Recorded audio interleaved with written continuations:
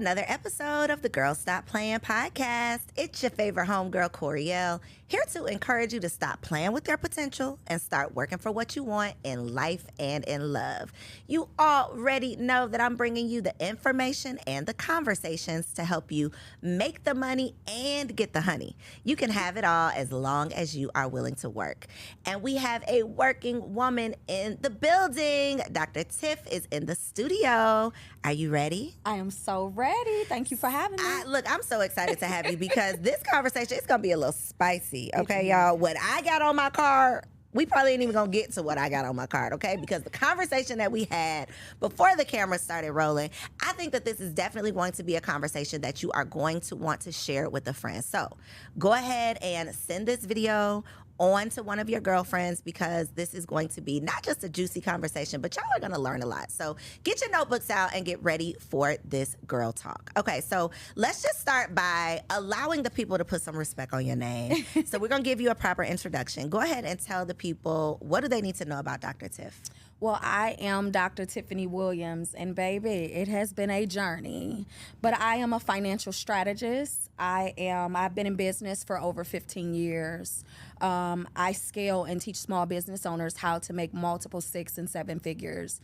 I've created over 27 seven-figure earners, allowing them the opportunity to work with me hand in hand to learn diversification, to learn how to have asset protection, and to build not just their personal, but their business for generational wealth. So that is my area of expertise. I love it. So we always talk about, like, we throw out the term generational wealth, but we don't often have the conversation about how to actually make it happen. Absolutely. And a lot of my audience, well, 99.99% of my audience is Black women. And as, you know, women who desire to become wives, who desire to become mothers, having a grasp on, like, what generational wealth looks like and how we can actually attain it, it a lot of times falls back on us because we're managing these households. We're raising these children. We are preparing for the, you know, for the future generations. And so I think that this conversation is going to be good, not just juicy. It's going to be really good because we're going to put some substance to the generational wealth concept of, like, how is it actually possible? But before we get into that, I want to start with, like, the pre-business, because we're going to talk about business, but we got to get in your business too, just a little bit. So before Dr. Tiff, yes, what were you doing? Maybe, like, in these streets. What was you doing, Dr. Tiff? Goodness, before I was Dr. Tiff, honey, I was Tiff. Come on, Tiff. Okay. Listen. Where's Tiff from? Let's start there. I'm a native from Detroit, Michigan. We got a Detroit girl. Y'all know Detroit girls do a little different, okay? We got a Detroit girl in the building. So what was you out here doing in these Detroit streets? Listen, I was an underdog always, and raised by a single mother. My girl, but was abusive. Very. She was very raw, very hard, very uncut. Just to give you a little example, and it's gonna make you cringe, but my mother done put guns to my head. She done bust a window with my body and hung me out the second floor. I had that type of mother, but I still love my mother because that's all I knew. And so moving forward. Wait a minute, we can't move forward. Hold on. We got to move forward. Was that a reflection of her childhood? Yes, a reflection of her childhood, her upbringing, and just. Was she a product of abuse? She was a product of abuse. Okay. And she was extremely, anything you could do, I could do better. She was hardcore, she was raw, but she still had a heart. And that was the way that she showed love.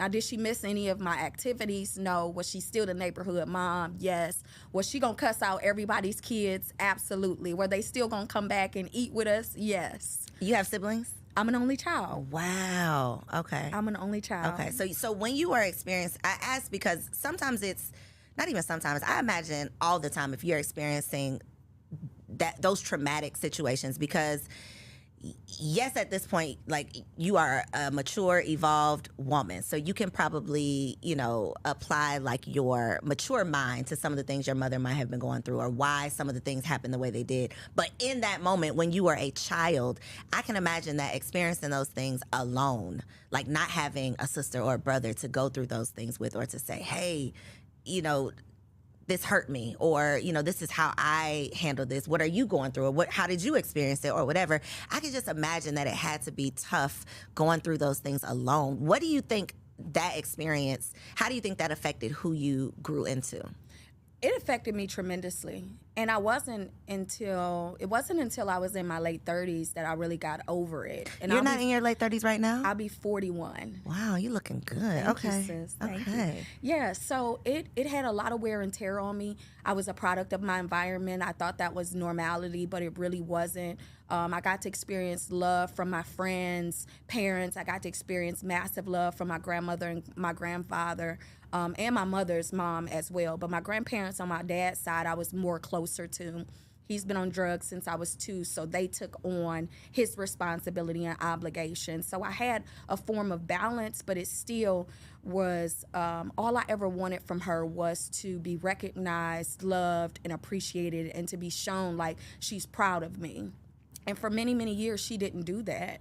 Even as an adult, I yearned for it all the time, like just be proud of me, you know, in my most vulnerable and deepest and worst situations I've ever been in. She would support, but it would still be the hard love support when I needed nurturing.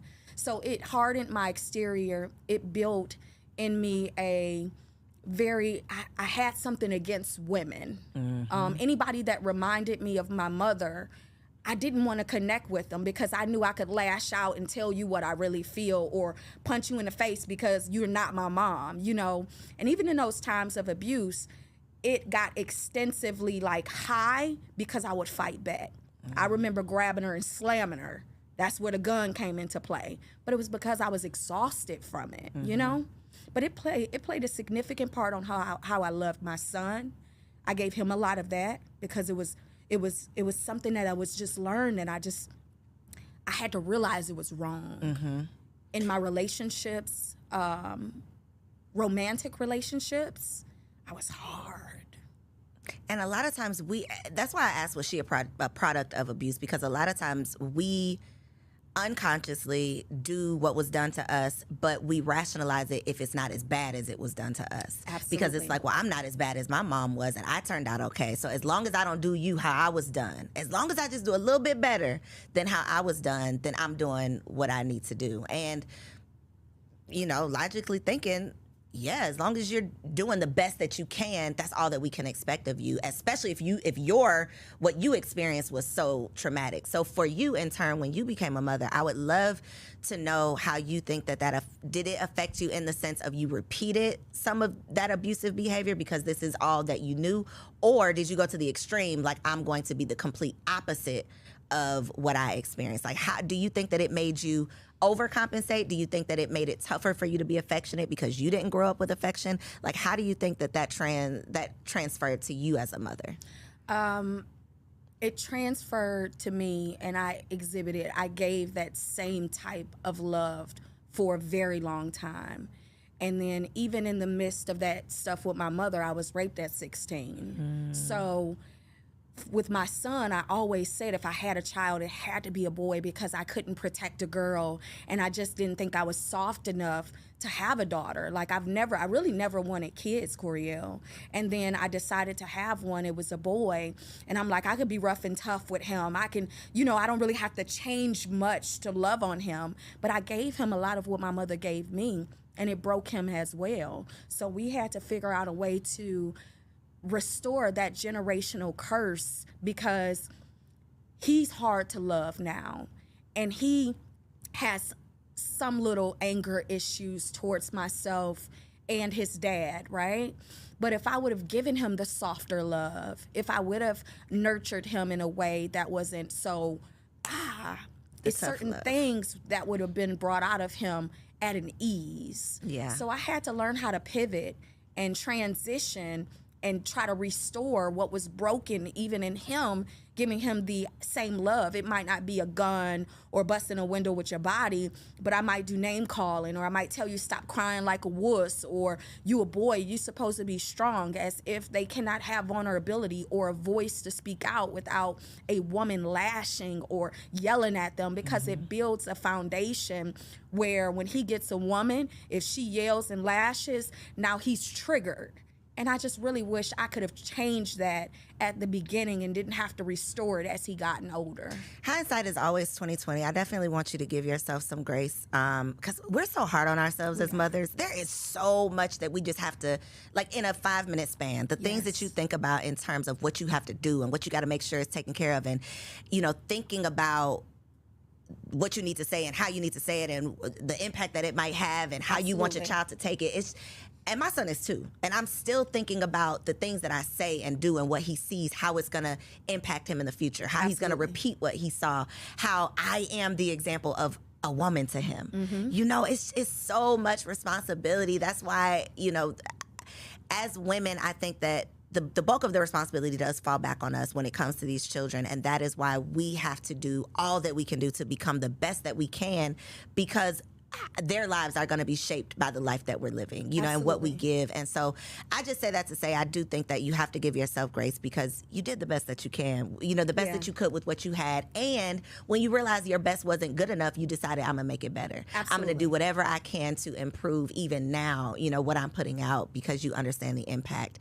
But it's generational. You know, like you said, it's generational. It's a generational curse. We talk about generational wealth, but in order to build that generational wealth, we have to peel back the layers of these generational curses, because a lot of the things that we're subconsciously doing, it comes from slavery. Like things that happened before we were literally even in this body, before we were having these experiences, before we were, you know, here, we were there. Absolutely. And so many of us have not recovered or even acknowledged what we went through when we were there. And so we don't understand that our natural instinct to spank our kids comes from us being whipped. We don't understand that our natural instinct to curse out our children or to belittle our children came from us not wanting the slave master to see any value in this child, because they ran the risk of them, you know, taking them away from us. If they see that they're worth something, you might want to take my baby. So I got to curse him out in front of you, you know, so that you know that he's worthless. And it's these little subconscious things that we don't address, that we don't acknowledge. And then our kids,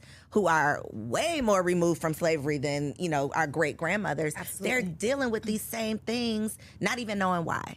So they grow up and they repeat the same things. And so it's literally just like this revolving door. It's so much responsibility. It's so much work. It is. It's not fun. It ain't sexy. I mean, it's not, but it's necessary. It is. It's so necessary. And these conversations, I think, are healing, because there's somebody who's going to watch this that's going to say, wow, I recognize now that I did XYZ to my child because of what was done to me, and I had never even connected the dots. Right. We're like the evolved generation, right? Yeah.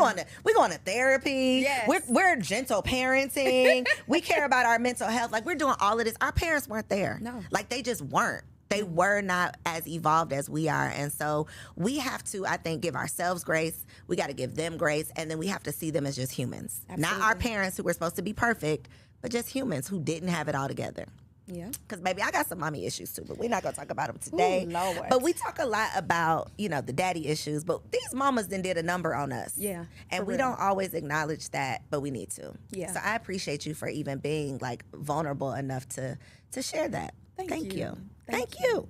Okay, so let's talk about, I want to get into, like, this wealth building. Okay. Because we talk about generational wealth. We get away from the generational curses. We got to go to therapy, y'all. That's going to be the end of that conversation. We need to go to therapy and start talking through some of these things that we've been through with people who are unbiased, who are not going to judge us, who can literally provide us with solutions and tools to be able to take into these experiences. So that's that on that. But when we talk about generational wealth, you got some stuff on this website. I was preparing for this conversation and I'm like, okay, I know we're going to talk about trust. We're going to talk about asset protection, but then it was like hedge fund, all kinds of stuff that, first of all, we might not even know the definition of. Let's just be honest. So let's start with hedge funds. Okay. What does that mean and what do you do? So what I actually am doing is creating hedge funds for companies. So Okay. I've worked with several companies out of Los Angeles where they've hired me to consult to build the hedge fund company out. They're based out of California, but their headquarters is El Salvador, Texas. Okay. El Salvador, Mexico. Okay. So we've done that because it's major in the crypto space. So there's several different types of hedge funds.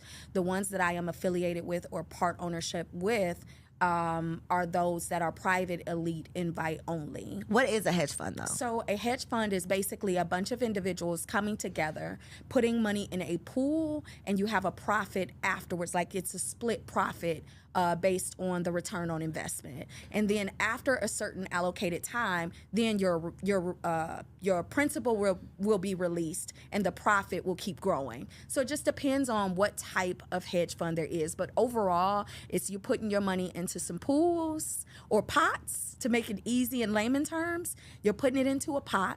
You're getting a return on investment, and your principal will be released at a certain allocated time. But this ain't no susu now, is it? No, it ain't not no at all. Okay, I just want to just put that out there because the susu had us in a chokehold a couple years ago. I was really against the susu from the beginning. Me From too. the beginning. For me, and the people don't know where the susu comes from. It comes from the Asian community. Oh, I thought it was African. Actually, the Asian community. Okay. What they do is they find out in their circle of influence, in their Fave 5, what all they need. And what they do is figure out how much they need, how can we get that to them so that they can build generational wealth. And they supply what's needed for their own community, whether it's their siblings or circle of influence or Fave 5.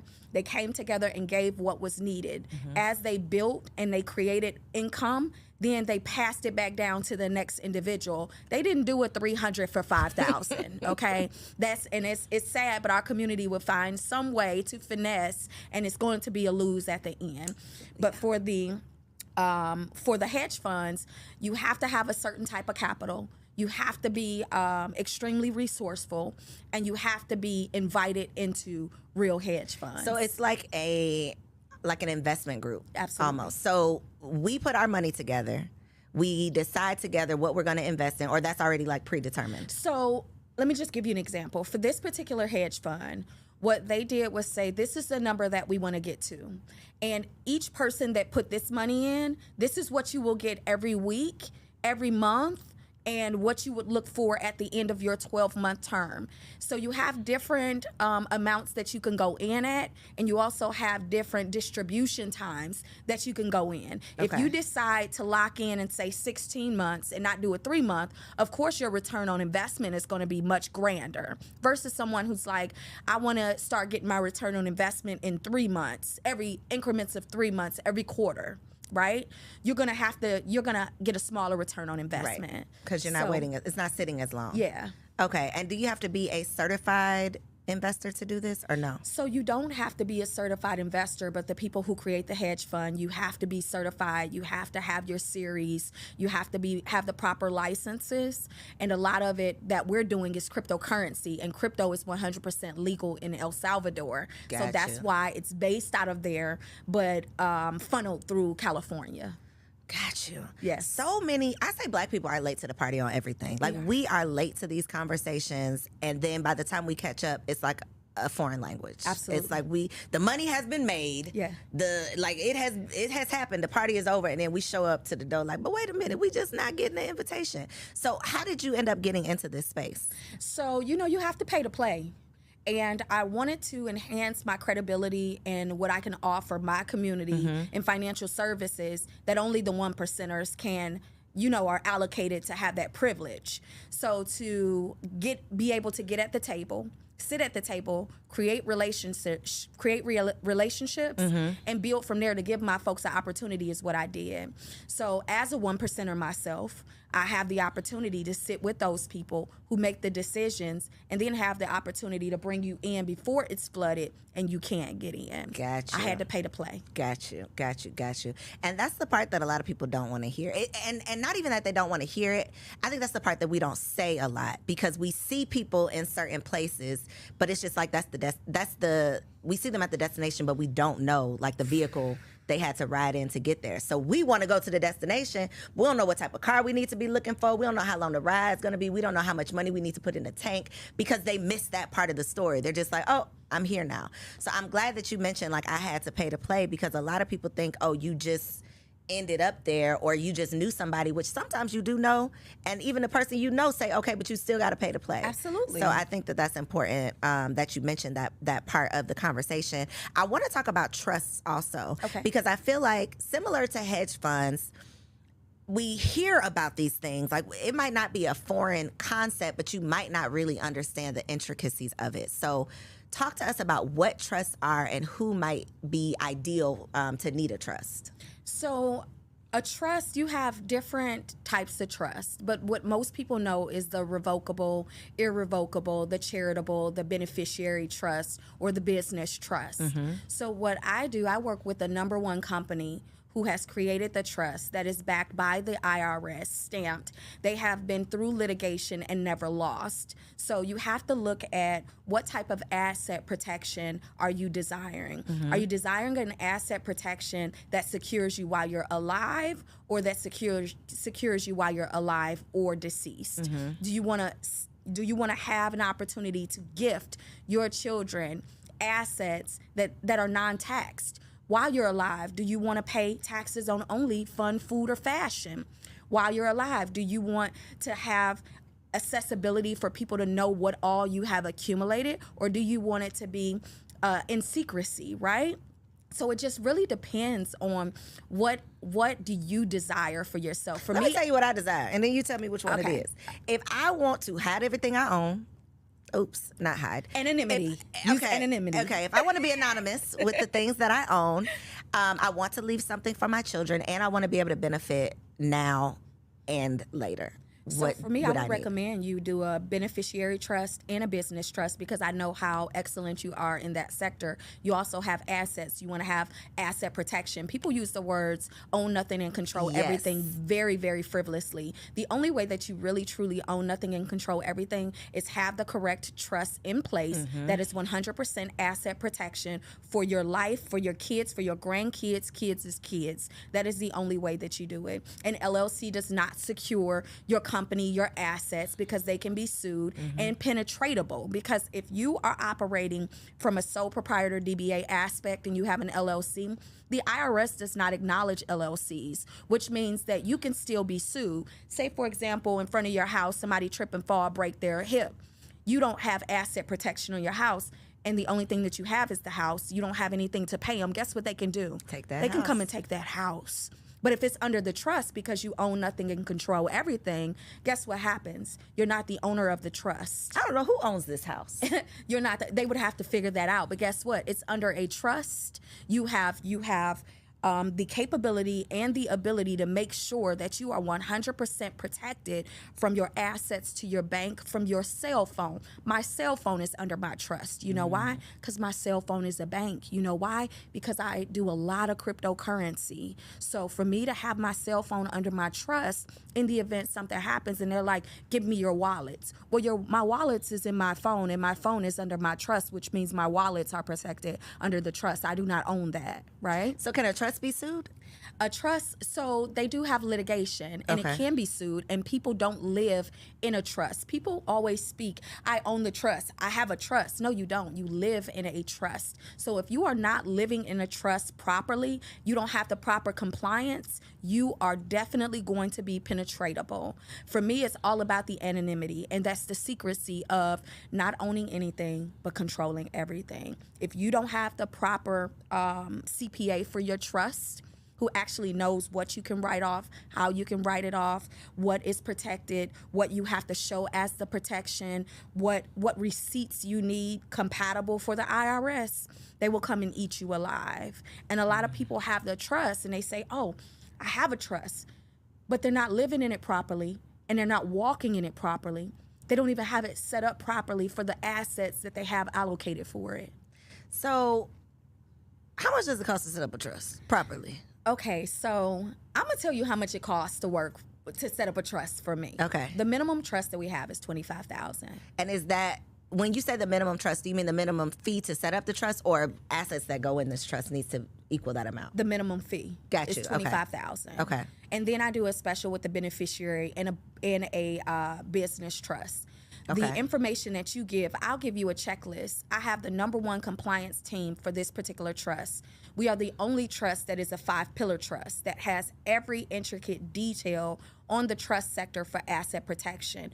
We have only 14 licensed CPAs to actually excel this trust and be the compliance department for it. There's only 9 of us who are licensed to sell this trust. Not only am I the only Black one, but I'm the second woman. So it's a minimum of $25,000 you have to pay to play. But when I tell you we're going to save you, minimum liability, maximum gain. So in order for that to make sense, in order for me to invest $25,000 to set up this trust, what is a reasonable, like what position do I need to be in for that to make sense for me? Because obviously if I don't own property, or if my business is not profitable, like what's the ideal person that makes sense for?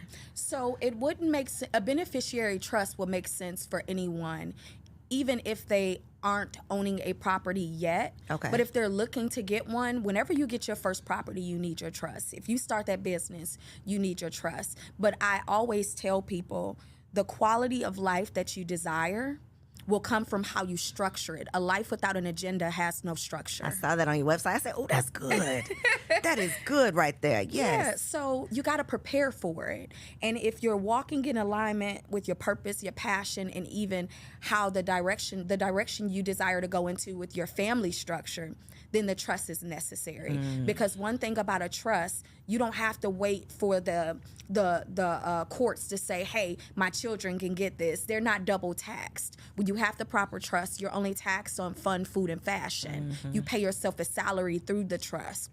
And everything that is fun, everything that is food, everything that is fashion. But when you have the right compliance, say you bought a yacht, but it was for fun, but you rent it out 6 months out of the year for people to rent as a business, right? So it could pay for itself. That would not be considered fun anymore. That would be business. That's a 100% write-off. Say you purchase the vehicle. Everybody loves the G-Wagons, right?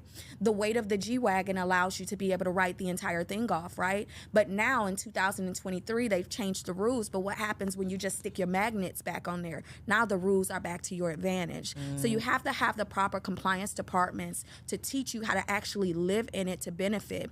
Because if you're making millions and you're only paying taxes on fun, food, or fashion, the $25,000 to $45,000 that you pay for the trust, look at what you're saving annually. Long term.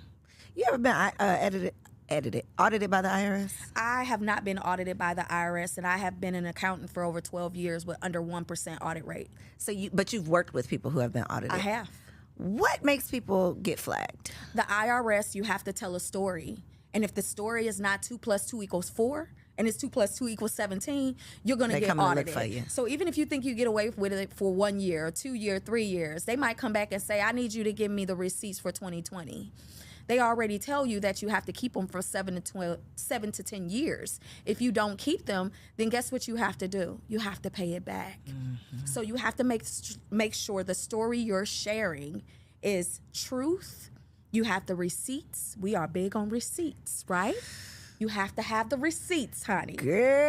Yes. Thank God for technology, okay? Yes. Digital receipts. Yes. So you have You to know have people the who still like store receipts like in an envelope? Like, I do. I have you clients do that? I have clients still to this day that bring me a trash can and get a trash bag. And guess what I do? I charge them trash bag prices. I know that's right. Because if you don't follow the rules, it's easy for you to swipe. I don't care if it's a piece of gum. My business clients for accounting, I only do for $4 million. They have to be at $4 million and above for me to do their business accounting work. You're going to charge everything. I don't care if it's a piece of gum or a bag of chips. You're going to bring me 12-month bank statements. We're going to go over quarterly anything that doesn't have a statement, that doesn't correlate with what you sent me, so that I can prepare for you. When you bring me a trash bag, you're going to get the trash bag price. People who do this work are like so amazing to me. To even just think about what you just said, like we're going to go through. When my accountant want to get on the phone and ask me about that $4 that I pay, I just be like, just forget it. I'll pay, like, whatever I got to do with the $4. I cannot sit here and talk to you about this $4. How do you do this work? So I'm not that bad. Are you OCD? So I'm a numbers girl. Okay. So, I want to make the numbers. I don't want to manage the numbers, though. But in order to make the numbers, you gotta manage them because you have to budget. And that still goes with the life without an agenda has no structure. A budget, a debt reduction plan, a financial needs analysis. At the end of the month, how much disposable income do you have? If you do not know that, how can we orchestrate building generational wealth, giving you an opportunity to have asset accumulation? One of the most important things that I teach is every individual, especially a Black individual, needs to own the assets that only the Lord created. That's oil, that's gold, that's silver, that's land. That's generational wealth. Those are the things that he created that will never be rebuilt, that will never be taken off of this earth. We will have for the rest of our lives. So you want to start tapping into obtaining oil. Silver over gold. The value of silver is more important than the value of gold at the moment. But commodities are necessary. Real estate is necessary. Hard assets are necessary. So if you don't have disposable income, how can you say, hey, Tiff, I'm ready to buy some gold. I need $10,000 worth of silver. Okay, cool. I'm going to send you over the blueprint. Hey, Tiff, every quarter, I want you to just automatically withdraw the money from my gold and silver. Hey, who can you connect me to purchase some land? How can I connect to purchase some oil? But that $4 adds up because that $4, just go to 5, Starbucks, minimum of $5. That $5 times 30 is a lot. That could go towards your silver. So that's why you have to have the life without an agenda has no structure. When you go and buy that $4 and you can't account for it, it's not you accounting, it's you not holding yourself responsible and accountable, because we are the accountability coach to help get you exactly to where you need to be.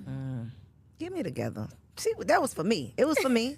Get me where I need to be, because I be looking like I paid that $4, you can have it, but you're right. It will add right up. It does. And it's a comma come with that $4 afterwards. 4, 4, 4, 4, 4. Comma, you're going to hit the 4-figure first with the comma, with the 4s. You're going to hit the 5-finger after that. Think about what you spend a year on things that's $2, $3, $4. Yeah. So what's step one to get ourselves together? Where do you start? If you are like a complete mess, you're not making $4 million yet, you're just a mess, and your life has no agenda. I always tell people you got to start with the credit. You have to start with the credit assessment. And that's where I started in credit in the credit industry. And it's the most important part of a person's life. Credit is more important than cash flow. Credit gives you what cash flow can't, which is the report card. Because you can come with $1 million and I can come with $100,000, and you can have cancer and I could not have cancer, but I'm gonna get the insurance policy. How effective is your cash flow over my cash flow and my health? So the credit gets you in places that cash flow cannot because of the paper trail of excellence that comes with credit. That is your heartbeat to your report. That is your financial report card. That tells the creditors and individuals how responsible you are financially. And when people walk around and I got money, I got this, I'm pulling out knots, and you don't have a savings account, you pulling all your money out your pocket, they're not impressed with that these days. Banks have had extremely too much fraud to care about what you say you have. We want to see what you had and how you took care of it. And that's credit. Absolutely. That's that report card. Absolutely. So if your credit is messed up, where do you start? Then where do you start? You got to fix it. You got to start with fixing it. Restore your credit. And yes, it's a lot of people out here that do it, and it's a lot of fraud out here. But it didn't take you overnight to mess it up. You got to find the correct resources, and it's not going to take overnight to fix it. Because what they misconstrue frequently is that I'm about to go and get my credit cleaned up, and I'm about to have a 750 credit score in 35 days because that's what they said. But what about your debt to income ratio? That part. What about your credit limits that you have that are new or old? What about, are you paying the existing accounts that you have? Are you paying them on time? What about those things, right? You have a soft credit score and a hard credit score. You have people who have nothing on the credit go and get 3 $1,000 credit limits, and they're at a 750. Do you think that 750 is credible? Absolutely not. That's a soft 750. You hold the same weight as somebody with a 600 credit score of 550 because you don't have the history. You just accumulated the accounts. And what is it that's comparable to what it is you're desiring out here in the world to complement your $1,000 bubblegum credit card? Not bubblegum credit card. Have you paid for a car 50, 70,000? Do you have a mortgage under 30%? Paid, you only owe 30% on it. Do you have credit cards 30, 50,000, lines of credit 30, 50,000 that you've paid under 30% utilization? So what makes you think you're credible because you have $1,000 credit cards and a secured credit card for 500, but you want $1 million in credit right now and you have not earned it? So it's not quick. It's not microwave. It's going to take time. Absolutely. And patience. Absolutely. What is your thought on this Fed Now thing? Elaborate. The Fed Now federal cash app, electronic money. I don't know. Are you speaking about them keeping track of everything? No, the isn't it called Fed Now? It's like the Fed Now digital currency. It's like their version of like a Zelle that's supposed to be rolling out this summer. So even with the United States doing a cryptocurrency, right? They want their coins. Their coins has to turn in, their contacts have to turn into coins, right? They want their coins. All of this new cryptocurrency for United States, Fed Now, Zelle, they want a piece of the pie, even though they're getting a piece of the pie from the Cash Apps, the Zelles, the Coinbases. But crypto is decentralized, and it's decentralized for a reason. So you have the pros and the cons to that, because the con is, if they shut down on you and your money is there, you have no customer support to call. You're just 100% out of your coins, right? But when you have the United States associated with it, then you have some form of security, like insurance right? behind it, yeah. But if you think about it, how much insurance? Because Coinbase is United States jurisdiction. You get a 1099 from Coinbase. Coinbase just shut my account down a few months ago and told me I can't do a withdrawal or deposit when all the stuff was happening on CNBC with the banks. Luckily, I didn't have anything in it. I had it in my real crypto international banks. But what if I would not have withdrawn my money? I would not be getting anything until they're ready to release it. So you have to look at the statistics. For me, I pay attention. You know how I follow money? I follow money from wars. If it's a war, it's some money. Think about how high deficit we are in the United States when it comes to the FDIC controlling our money. We owe China over $23 trillion. But yet, whenever we feel like it, we can print money for other people in other countries like Ukraine and other places. You can print billions of dollars for other countries that don't support us, but then we lack the education, the practicality that we need in the United States to live here. But we're in a deficit, but we can print money for anybody else. Math ain't math, and it's not making sense. The math does not ever math. But you always know when the U.S. got some money, because you know war is either coming or it then came, and that's where the coins come in at. Gotcha. So speaking of international, because I know you do a lot internationally, you were talking about Dubai. Yes. I'm all in because I literally, one of my homeboys just recently went and got his residency, and he's been talking about it. So then when I saw you talking about it, I said, okay, we got to talk about it, because what is going on in Dubai and what do we need to know? So Dubai is actually, again, we learn things at the end, but I got residency in Dubai about 1.5 years ago. I bought a property there in Dubai, and it's rented out very, very exclusively to where you making your money, right? So it's expensive. It's beautiful. It's one of those places that once you're connected, you are on. For me, I use it for the banking relationships. Again, a lot of my portfolio is cryptocurrency. Okay. So I like to funnel my crypto to my international. I use my international debit cards. It never comes to United States soil, which makes it untaxed, right? So the benefits that you have with having residency there. And then I also got my Moors passport, my 5-star Moors passport. Wanted to talk about that too. Yes, ma'am. Yes. So I'm all for the freedom, and I'm all for being internationally. So what are the benefits in Are you considered a Dubai citizen?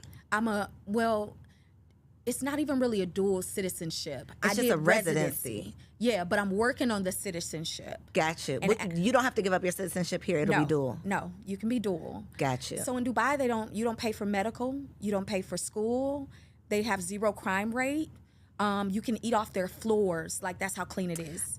I tell everybody, Dubai. I went to Dubai for my 30th birthday, and that is one of those places that I just feel like everybody has to experience that. It's like a movie. Like, literally, you're living in a movie, and it's so unbelievable. It's so unlike anything we have here in America it's like mind-blowing, mind-boggling. So when I'm seeing this mentioned, I'm like, it's piquing my interest because, you know, now that I have kids to think about, I'm always like, what makes the most sense for them? And, you know, American schools are just like so awful that I'm always considering. So that's what I was thinking about when I saw your Dubai. Like, would this be an alternative for children?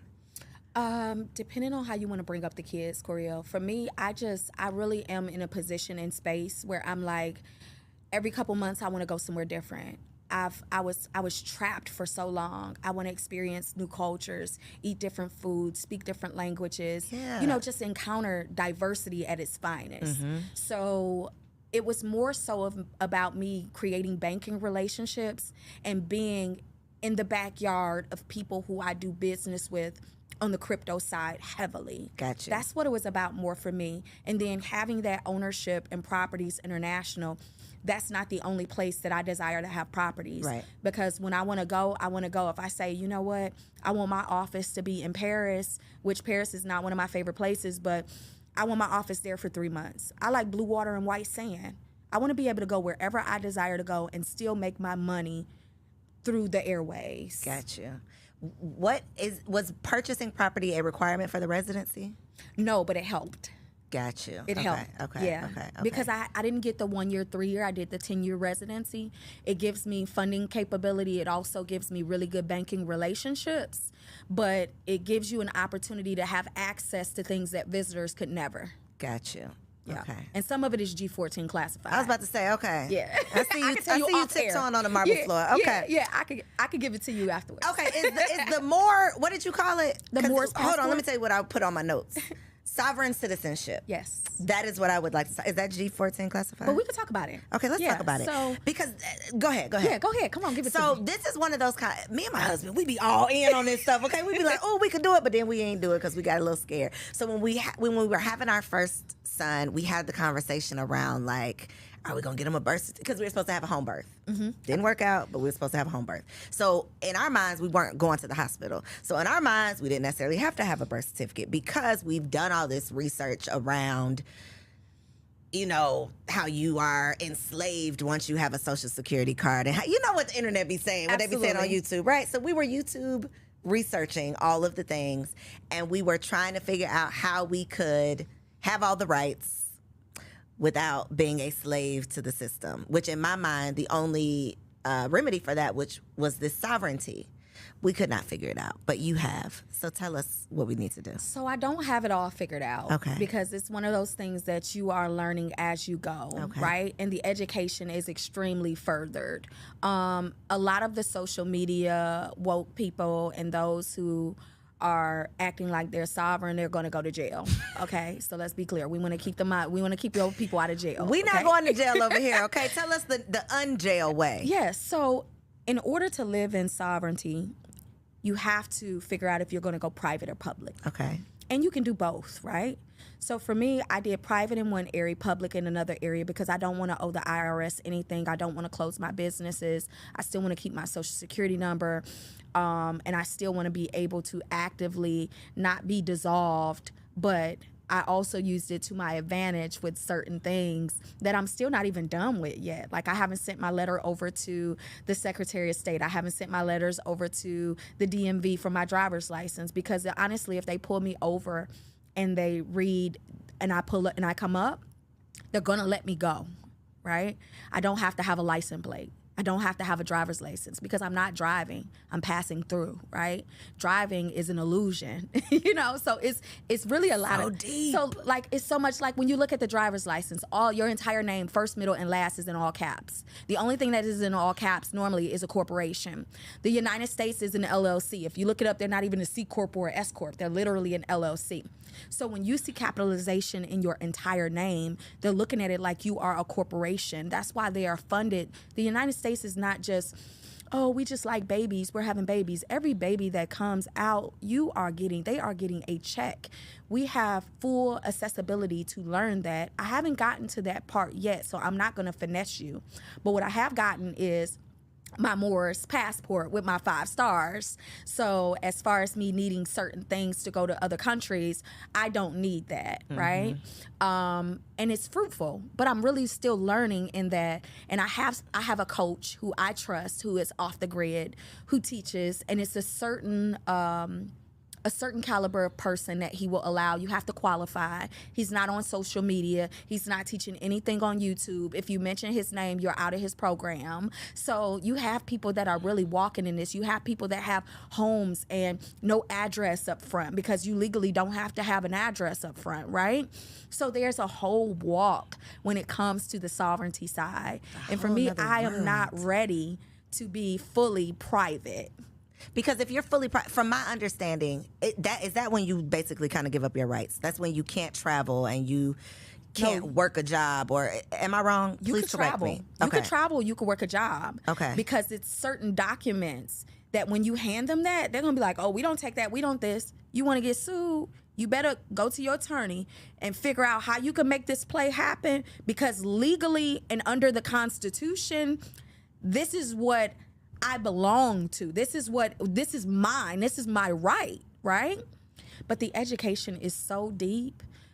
When I tell you, if it's this big, this is just where I am, and I know a lot. Girl, because let me tell you, they pull me over and I would be under the jail because I ain't gonna say the right things. I don't have the right paperwork. That's the part that it's like you don't want to play with it. So as you mentioned, those people gonna go to jail. You probably will if you don't really know what you're talking about. But you won't know what you're talking about until stuff happens, because nobody has like this book of A to Z. So when I go to my coach about stuff, right, he'll say, oh, okay, well, that happened. Send it over to me. Let me review it. I'm going to tell you what to do next, how to do it, whatever, right? Oh, this happened in the airport. Like if I go places and I show my Moorish passport, they be like, who are you, the Princess of Zamunda? You know what I'm saying? It's like, it's so unbelievable. Serious. Yeah. It's serious. So like I said, if it's this big, sis, this is where I am, and my knowledge is growing every day, and it's really living in that as well and experiencing it. But I would be lying to you if I said I just hold all the juice. Yeah, but you got a little drip though. I got a little drip. But so that doesn't affect. Obviously, that doesn't affect the business that you're doing and the trust you have. And no, gotcha. Not at all. Gotcha. Because you don't own the trust. Remember that.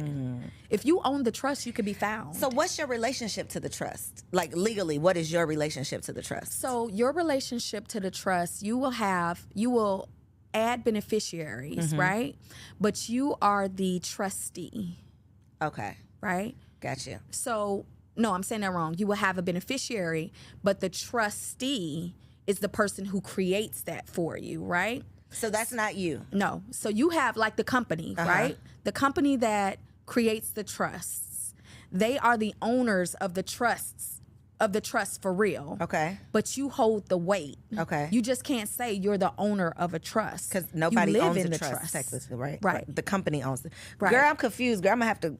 Okay. I got some good info for you I'm going to give to you. Okay. Right? Okay. I got some good game I'm going to give to you. Please give me the game, but not the game that's going to get me in jail. I'm never going to get you in jail. Okay. But I had to just let it be known. There's a lot of people that are really with this woke and private and public, and they're all over social media, and they're doing YouTubes, and they're doing these classes, and they're charging. It's a couple of them that are super dope. But when you are trying to protect yourself and others, you really want to be a little quiet. So you have to be careful with those who are making a lot of noise in that area, simply because the ones that's making noise does not know the real value. Otherwise, they wouldn't make noise. They would be a little bit more. And they would be very conscious as to who they're educating, because one thing about it, when the black and brown people get a hold of it, it's already flooded.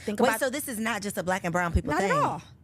Not at all. Trust is not at all. No, not trust, but sovereignty. No, there are other individuals, honey, that have sovereignty. Girl, I thought this was just like a... Wow. No, ma'am. Okay. No, ma'am. Okay. It is a wealthy thing. Okay. Yes. Learn something new every day. Yes. So do you help the people do these things? I do. Okay.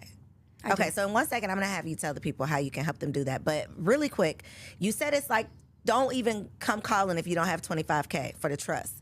What is it in terms of the sovereignty? Like, what's a realistic expectation of what you would be willing to, what you need to be willing to invest for this process? So the sovereignty package is 25, and you have to qualify. I'm going to do an interview with the individual first, and we have to do a full assessment. The assessment is $497. Gotcha. And it's no refunds after the assessments, whether you qualify or don't qualify. I'm extremely meticulous as to who I'm going to allow in this space to actually be in my person's space, because we protect each other. Mm-hmm. So if it's, I just want to do it so I can piss off the police, you don't have no foundation, you don't have nothing really substantially built, and your reasoning behind wanting it doesn't hold enough validity or weight to like put that energy towards you, I'm gonna do a hard pass.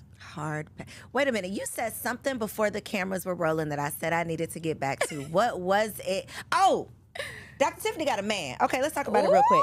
Yes. Let's talk about this man. Okay, because you have one child. I do. He's 20. He'll be 23 this year. We don't believe it, but she says it. And then your boo has... Oh my goodness! He has a village, honey. I be telling him he got partridge in the pear trees, honey. But he wants more partridges in the pear trees. He does. He wants one more with his baby. And baby said no.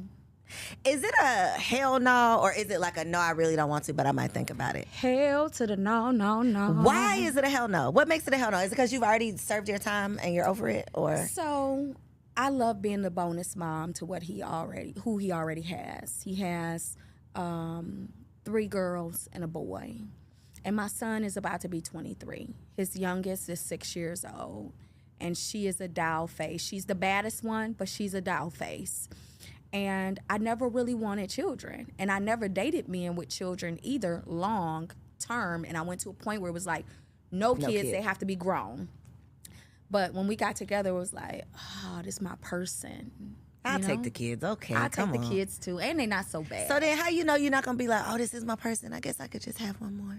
I don't want no more. I don't want, I like the babies, Coriel. I like them from 0 to 6 months. After that, can the Lord go just away, like, just go on and raise them up, Lord. Can they just poof and be gone, right? Gotcha. But since I got the bonus ones, you it's can like I'm still experiencing it. Okay. Yeah. But you're having a good experience as a bonus mom. I'm having a great experience as a bonus mom with my guy and the children. And not such a great do they have the same mother? 3 of them have the same mother. The other one is the oldest. Okay. And she's in Jersey. Okay. How is the baby mama life? His ex-wife. Make it clear. Go ahead. Put some respect on the name. Yeah. Okay. His ex-wife is very problematic. We have actually sat on the same platform together, right? Shut up. Yeah, but you know me, I'm like, hey, y'all. You know, she reached out to hug. I did the little curve. You know, she want to stand next to me to do like the reels, and I'm wondering, she can't like, stand next to you and do the reels. Like you can, but why? Like we got 20 people right here. You wanted to like compete walk, and my walk, dangerous. You know, so you don't even try to do it. Yeah, but I was really like embracing her. I was really just being authentic and transparent, and I feel like she just did a lot of weird stuff. And your experience with your ex-husband has nothing to do with me. And if it was that bad, the research that you put into trying to figure me out and, see this and see that and calling them with it, I just want you to just get you a life, enjoy it, because I'm really good to your children. And I'm not problematic about, right? with you. I don't bother you. And I made it clear on a conversation that I'm really not. I'm the worst person to make an enemy with. But you don't, did Detroit Girl don't come out? Slightly, but it comes out extremely professional, and it also comes out heavy. Girl, you It get them comes out together with heavy. you got a corporate get them together? I got a corporate get them together. You know, she put me in a space where I had to just pull like some records and then just say, this you. Leave me alone. Don't play with me. Because I already know you, everything about you, everything you have, don't have, everything. Just leave me alone. Did she leave you alone? She been leaving me alone. Okay, she been leaving you alone. Okay. You had to get it together, but now she together. Okay, now she's together. It took that. Okay. Yeah. So we run in some of the same circles. So did y'all know each other? No. And then you met the baby? No, the boo thing? No, I never met her, never any of that. Because for me, like, I'm really like, I was real low key. I didn't like go to events. Even when I went, I wasn't popping pictures. Like, I really just got involved in this, like, you know, get out here and like let the world know you type of thing, right? But once now that I know her, everywhere I am, it's almost like she pop up out the woods, like out of a bush or something, you know? Here I go. Okay. Wow, can't shake her. All right. This is the three, the mother of the three. But the oldest, I absolutely love Tiff. Her name is Tiffany too. She's a Jersey girl, but she's so cool. She's pleasant. We kick it on the phone. Her daughter loves me. She's the oldest, and she's dope. Like, she's dope. She's not problematic at all. She has a husband. That part. See, when they be miserable and mad, it be because they don't be having no men, honey. They don't have nothing to do. Nothing They to are do. bored. Nothing to do. Come on board, baby mama. All right. Yes. Well, I love it for you, the fact that you are still able to live this motherly life that you weren't necessarily interested in, but God made a way for you to live it in your own way. Yeah. So I love that. Thank you. And I'm excited for you. When you're back, you'll be a wife to be. Yes. We're speaking that into existence.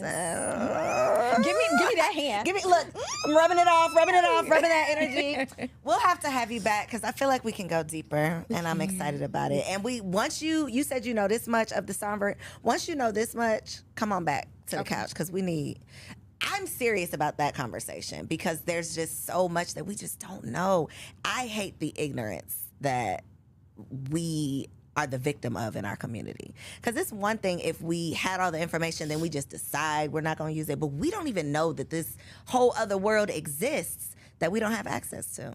So when it comes to the sovereign side, sis, it's a very, very little exclusive circle. Mm-hmm. And it's really not to be given to the world because if you notice how CPNs were never illegal 20 years ago. But when black people got a hold of it. Our people got a hold of it, now they are illegal. And the reason being is because of the manipulation, because of the theft, because of the fraud. They didn't operate from the space of high, like, intellectual property. They were still frequencying on a low scale to where it's to get a car that they can't pay for. So it's very, very protected. And for me, I'm going to always, but I'm going to share it with you. And I'll share it with people who qualify because what I do know will get you where you need to go. And then my coach takes on that obligation of walking you through it with me. But I wouldn't. You're not just gonna blast it. I'm not gonna share it on air. But I got the people don't though. do right. Girl, get me together. I keep it safe. Too. I know you will. I know you will. Okay, so I need you to look in that camera right there and tell the people where can they find you, what you got for them. If they want a trust, I don't know if they're making $4 million to get the taxes done, but whatever else you might have for them, let them know. So guys, let me just comment on the tax thing. That's on the business side. I work with $4 million and up, but I still have personal credit. Okay. I mean, personal clients as well. You can actually connect with me on my website, www.whoistiffanyWilliams.com. All of the information is there. If you want an assessment call, if you've listened on Coriel's show, I will give you the assessment call for the trust for free. Ooh. Only if you say, Coriel Boss. Come on. That's the only way you're going to get it. So I am Dr. Tiffany Williams. I am your financial strategist. I'm going to help you level up without limitations to hit multiple 7 figures if that is the desire. But we're going to work to get you there. Come on, multiple 7 figures. Come on now. I hope that y'all have enjoyed this conversation. I hope you had your notebook out because it was full of not just juiciness, but so many gems. Y'all, there is no excuse for us to continue to be late to the party on these conversations. You have just learned something, and now I am challenging you to turn around and teach someone else. Make sure you like this video, comment below with something that you learned, and subscribe to the channel so that you don't miss out on any more amazing guests. I love you, and I'll see you on the next episode. Peace. If you enjoyed that episode, make sure you subscribe to the channel so you don't miss out on any upcoming content, and take it a step further and go ahead and join our private community over on Patreon, because it comes with some pretty bomb perks, including early and discounted access to our upcoming events, behind the scene exclusives with some of your favorite guests, the opportunity to call in on an upcoming show, the chance to vote on topics and guests for brand new shows, and I'm even giving you unlimited access to my vault of business classes where I'm teaching you everything from Airbnb to developing digital products and everything in between. And you can get access to our Patreon for as little as $5 a month, okay? Get in where you fit in, and I'll see you on the inside. Peace.